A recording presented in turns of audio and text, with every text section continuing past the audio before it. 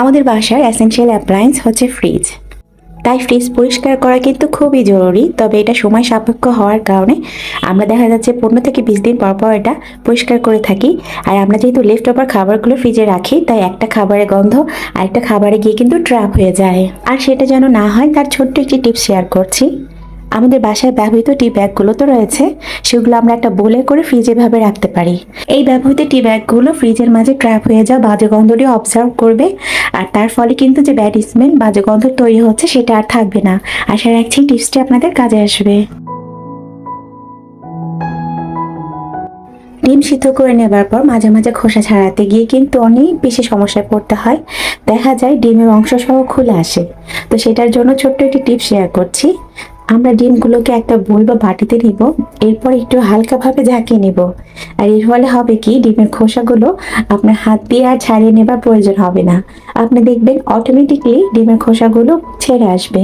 তো আশা রাখছি ছোট টিপসটিও আপনাদের কাজে আসবে।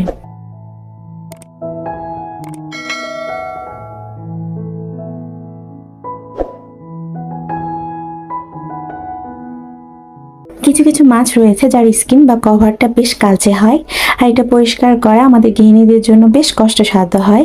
তবে আমরা যদি পেঁপের খোসাটাকে একটু ছোট ছোট করে কেটে ব্লেন্ডারে বেটে তারপর শিং মাছ থেকে শুরু করে যে ধরনের মাছগুলো কভার বা এর একটা পারদ রয়েছে যেটা কালচে ধরনের হয়ে থাকে, সেটাকে মাখিয়ে 15 থেকে 20 মিনিট পর নর্মাল পানি দিয়ে ধুয়ে নিতে পারি, আপনি দেখবেন কোনো ধরনের ঘষাঘষি ছাড়াই মাছ কিন্তু একদমই ধবধবে সাদা হবে। আশা রাখছি ছোট টিপসটিও আপনাদের কাজে আসবে।